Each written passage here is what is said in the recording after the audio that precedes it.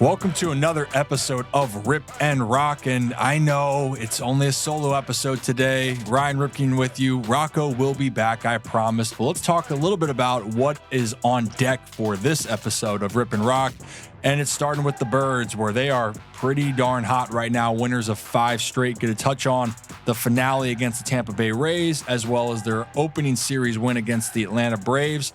And while the Orioles are playing some great baseball, there has been some question marks, Jimmy, about what's kind of going on with the pitching staff. And I think that people are going to be pretty surprised with just how good the pitching staff is, even specifically the bullpen. And we will touch on then the Danny Coulombe injury. That is a big piece in that Baltimore bullpen.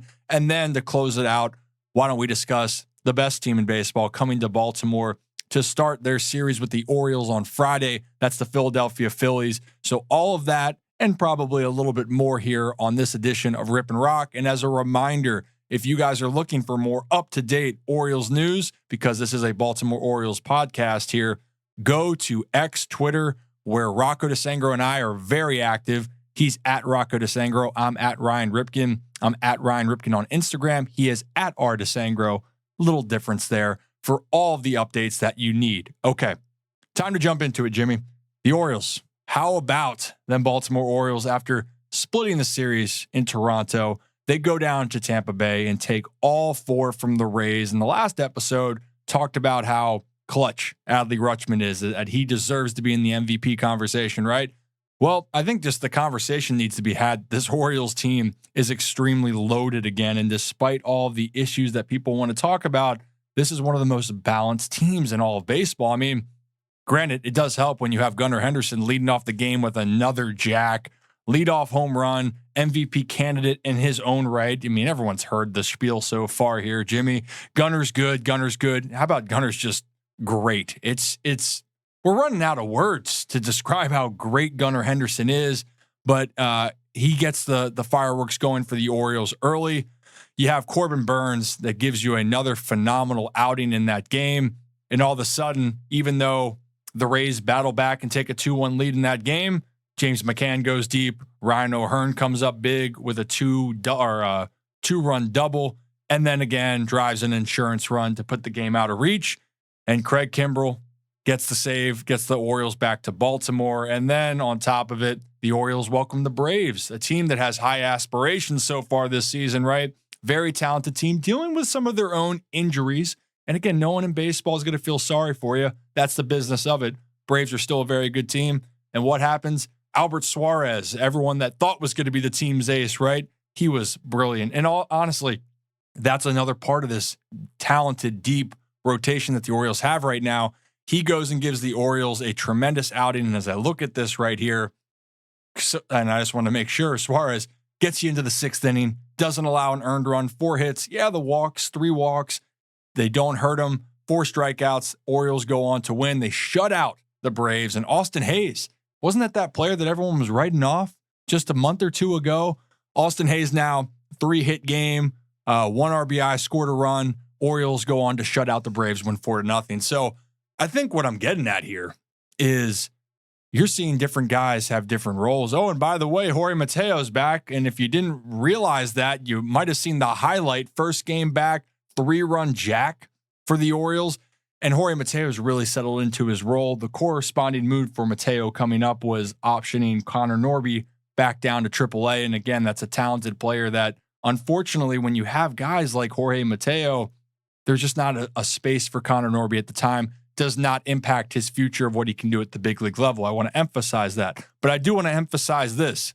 This Orioles team, just from top to bottom, is so talented. And I feel it can get, I don't want to try to sound like I'm a homer here. I'm not. I just want people to understand what this team has is something that a lot of teams would love to have. The problems that the Orioles have are some of the best in baseball. They have a team that 1 through 9 can do damage to you. And you're seeing that on a day-to-day basis. I just mentioned guys like Austin Hayes starting to get going, who for the first months was injured or trying to find himself. Then you have guys like Jordan Westburg, who has emerged as a star, right? Throw in the superstars of Adley Rutschman, Gunnar Henderson, and then the dependable players like a Ryan O'Hearn, like a Ryan Mountcastle. So when you're able to list off not 1, 2, 3, 4, 5, 7, 8. Jimmy, I'm losing count. Math was not my strong suit. But what you're seeing here is a complete team. If one guy's struggling, another one steps up. And Anthony Santander, he's had a great month of June so far. A guy that was off to a little bit slow start, average-wise, but the home runs are picking up. And he has proven, and he's shown his track record of how great he can be. And this staff has just been tremendous. This is a team that they understand the gauntlet of June, but they don't look at it as a gauntlet. They look at it as an opportunity. And right now, so far, they are taking care of the teams in front of them, taking it day by day, and they're off to a great start. Now, it does help when surprise pieces pop up, like Jorge Mateo emerging again as a really solid option at second base, and then a guy like Albert Suarez, who, again, I don't know what he's done over the last 7 years, but to get back to the big leagues and to be able to impact how he has, and actually I do have a reason behind that, he's changed how he throws. He's throwing more cutters. He has his four-seam fastball, and those two pitches really are setting up everything else. And being an older, more veteran presence pitcher, I think does help him in the situation. He doesn't seem to be wavered by any of the lineups that he faces, and he is experienced in who he is as an individual and player to go out there and get through the tough moments. So, which I guess kind of leads into this. We talked a little bit about how good the Orioles have been, how talented, how deep they are, but I think the constant conversation that we keep having, Jimmy, is, this bullpen's just not very good. Oh, they're struggling. It makes me nervous. What's going to happen? We have too many injuries. And as we've touched on in the past, John Means, Tyler Wells, lost for the season. We've already seen Grayson Rodriguez spend time on the IL. Kyle Bradish started on the IL. Dean Kramer currently on the injured list for Baltimore. Is that sustainable in the starting rotation? We'll get to that in a second. But then the other part is, well, this bullpen, they just can't hold the leads. They're always giving up the big hit. Well, when I look at all of this, and I just mentioned this earlier, maybe I didn't, I'm going to mention it later on, the Orioles are the third best team in baseball. So let's keep that in mind here for a second. Third best team in baseball, and people can go, well, it's mainly the lineup, the team's hitting the ball well. Well, they are. But I think if I told people, Jimmy, just how good the Orioles team ERA is, maybe they're shocked. But if you follow the team, shouldn't be surprised. They're actually third in baseball with a 3.1 ERA per game. Third best. The only teams that are better, the New York Yankees and the Philadelphia Phillies, currently at this moment. Well, and then go, well, it's because of starting pitching. And you're right. Starting pitching has been spectacular. Corbin Burns, Grayson Rodriguez, Kyle Bradish, three aces, in my opinion, when they are on their A game. And right now, they are on their A game. And then factor in that Cole Irvin and Albert Suarez are your 4 and 5s right now. And they are pitching some of their, well, it's not even arguing. It's right now Cole Irvin's pitching his best baseball, and so is Albert Suarez in their career. So you round out a rotation that's excellent.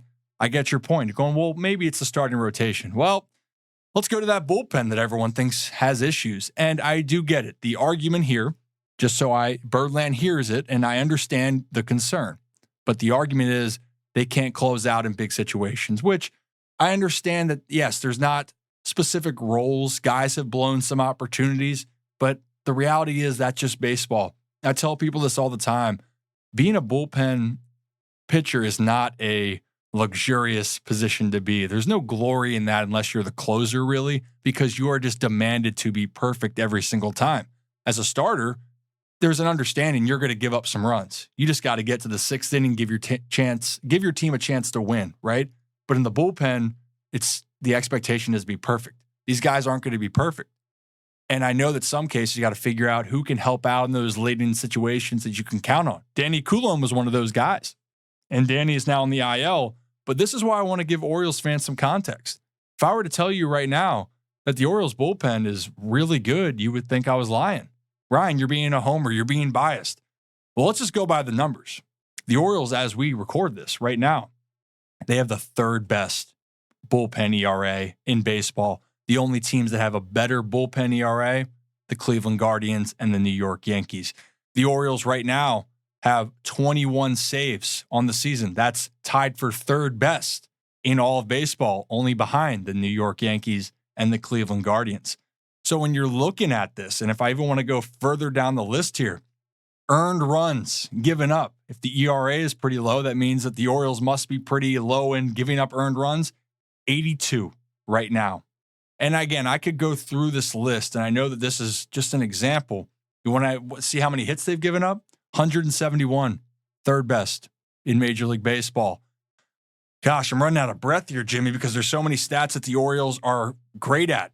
Home runs given up. You might think that it's been terrible. Again, third best home runs given up in all of baseball, not even just the American League. And what I love right now to see, they've given up 87 walks as a group, 218 strikeouts. So overall, really, really impressive group. So when you're looking at all this, despite some of these situations that arise, and yes, the Orioles bullpen hasn't been perfect, but they've been pretty damn good right now, despite all this. And that's a big reason why this team is where they're at. And I think that I just want to emphasize that. Starting rotation, there's an expectation that you're going to give up runs. And the bullpen, people have in their mind, you got to be perfect. The best still aren't going to be perfect, but the group that the Orioles have are still really, really solid and have really, come into their own, especially for a lot of people that look at this bullpen as a mixture of names that people don't really know about. If you look at where they've come from, Perez, Cano, Danny Coulombe, obviously the biggest name was Craig Kimbrell right now being the closer, but most other people are going, who is Jacob Webb going into the season? Well, Jacob Webb's been a guy that's been very consistent. Keegan Aiken has seemed to have found himself after a very injury-plagued season, and Dylan Tate is slowly starting to round into form. It's not perfect, but Dylan Tate, people forget, was coming off missing all of last year. So context here. Now, the Danny Coulombe injury to tie this all in, that is one to monitor, because that is a guy that Hyde has called upon in big situations and the setup roles to close out games, whatever it may be. He has learned how to pitch in those moments. Losing a guy like him is something you have to monitor. Brian Baker comes up to replace, and he's making his debut with the team for 2024. Obviously, people remember him from last year. I think you got to figure out what you have. And that was the biggest question. Do you go and make a move right now for a pitcher? The answer is no, because I think the biggest thing that you want to do, as you can see around baseball, you don't know the fortune glass or whatever. What's the word? The 8-ball or the crystal ball? That's the word, Jimmy. We'll go with the crystal ball. There's no forecast to tell you what's going to happen with injuries. Just the reality of the situation, right? So why go out and make a move when you don't know who's going to be healthy, who's performing well or not well? Why don't you wait to get through this month or as long as you can until you get closer to this deadline? And there's a reason why not a lot of teams in Major League Baseball have made a lot of moves, because they're thinking the exact same thing. Where are we going to be as we get close to this final push before we can't make any of those trades anymore? And if the Orioles were too premature with that, you wouldn't have found out how valuable Albert Suarez is right now, or a guy like Cole Irvin that has really solidified himself as a anchor in this rotation, but it can also go to the bullpen. Context. So for the Orioles, you ride it out as long as you can. And I do think when we get to July, we're going to have the right answer. And hopefully then we have more information on Danny Coulombe and when Dean Kramer's coming back. There's a lot of question marks that still need to be answered, but if you don't have to answer them right now, as I record this on June 12th, then don't answer them.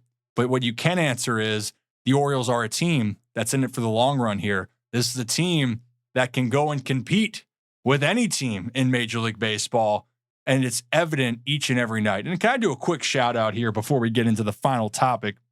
I want to shout out the Birdland community. Jimmy, there's a really cool event that happened on Tuesday night.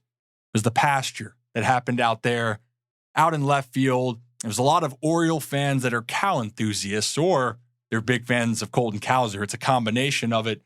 And what I loved about this moment is the energy that is around this community, around the team, and two individuals, as people know them on X, Jason Benowitz and Adley Clutchman. That's how they're known on X, Twitter, or whatever you want to call it. They created this event and fans bought into it. And the thing that I love is you're seeing the passion of fan bases that are coming together because they care about this Orioles team. And they have a passion for bringing things together that is bigger than themselves, but they want to show their support to the team. And then you factor in, you have a tremendous organization, tremendously talented team. It's a recipe for success. And this is something to keep in perspective. This is something that is unique in sports. Having a organization, a team, and a fan base that are all aligned and care about one common thing, creating an entertaining product, but ultimately everyone wants to see the team go on to win a World Series. So I wanted to shout out them. Great event. I hate that I had to miss it. I promise you I'm going to be there for that next one. But now let's get into the final topic. Let's look ahead to that series upcoming with the Philadelphia Phillies.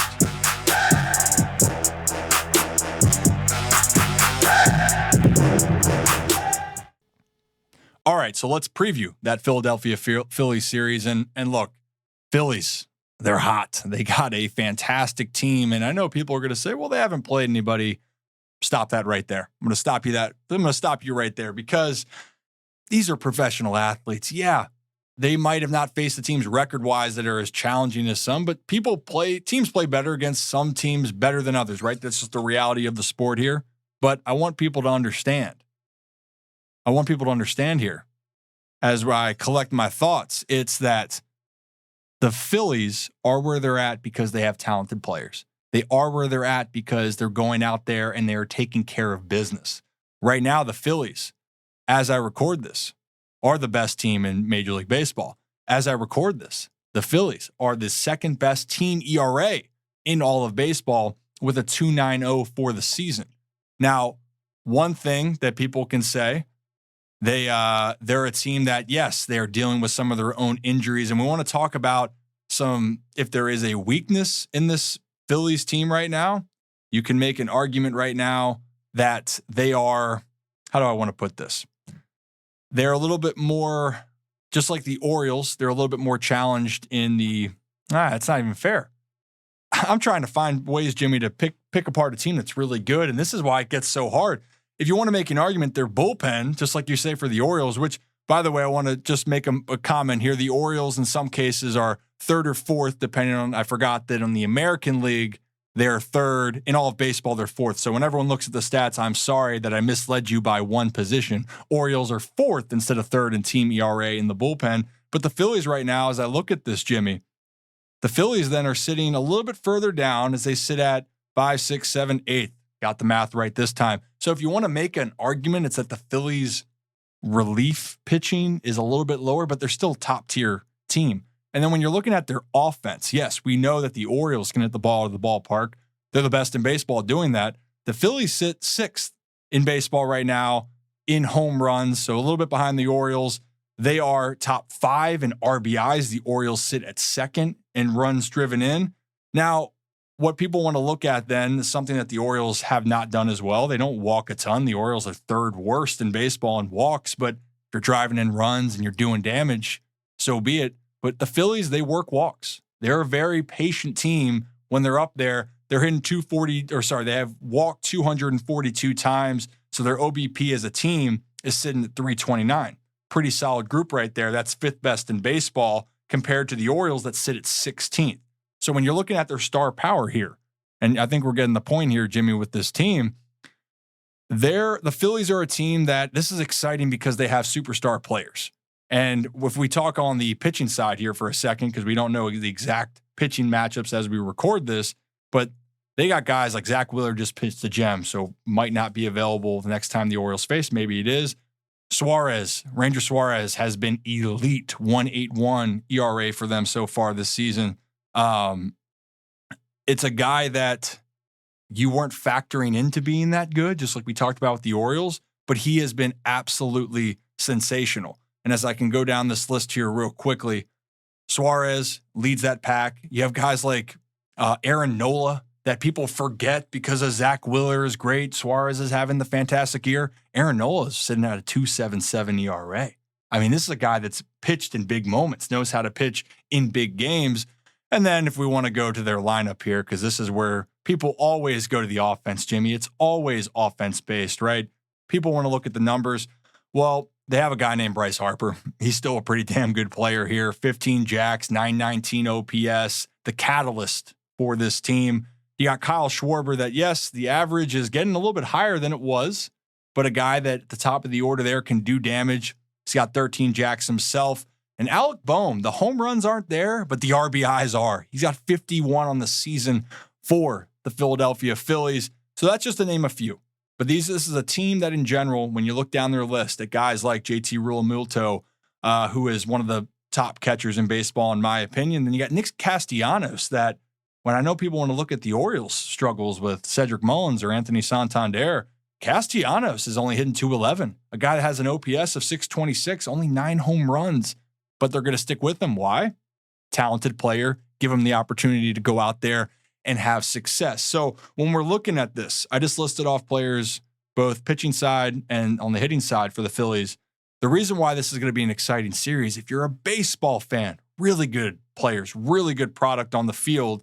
And this is going to be a good test for Philadelphia, but it's going to be a great test for Baltimore because we're not going to jump that far ahead, Jimmy. Not going to do it. But people could say, could it be a World Series preview? Sure, but it's so far ahead.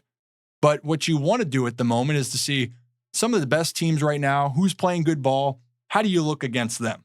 And I think that's the exciting part here, and it gets to happen in Baltimore. Now for the Orioles, you have the Phillies, and then you're going to have the Yankees. That one off day is pushed right in between that. But look, a great opportunity awaits you. And for the Orioles, the biggest thing right now is you need to continue to find ways to manufacture runs when you don't feel like things are maybe going your way at the plate. And that's why I don't like to look at the walks part. If the Orioles aren't going to walk a lot, but they find ways to come through in the clutch with runners in scoring positions or runners on, that's the most important thing. But the one thing I want to highlight, we mentioned those pitchers on the Phillies. Their starters are really good. It is hard to get their mistakes. So if you are going to drive in runs against them, you got to make sure you hammer their mistakes. And you got to make sure that you find different ways to go because overall this Phillies team, just like the Orioles, dominant starting pitching. You feel like if there's a weakness, and this isn't a weakness again, but the bullpen, because the starting pitching is just so good on both sides, who's going to be the one to take advantage the most? That's really it. It might just be one swing. It might be one chance. But the team that does that the best is going to win this game. Whew, man, it is hard to talk without Rocco here, especially with a guy like Rocco that can chat with the best of them. But I think we'll kind of wrap that up here. We got so much more we can talk about in the future, and we are getting the band together again, I promise. But for right now, we got Jimmy behind here, making everything go, making me sound better than I actually do in person. Rocco will be back, but again, to remind everyone, this is available on Apple, Spotify. Watch this on YouTube, listen on YouTube, and wherever else you get your podcast. And reminder, at Ryan Ripken and at Rocco DeSangro on X. And you guys can find us there. Let us know what you're thinking. Let us know what you want to talk about. Rate and review so we can make this better for each and every one of you out there. But that does it for this episode, Birdland. Have a great day, and we will see you next time for a brand new edition of Rip and Rock.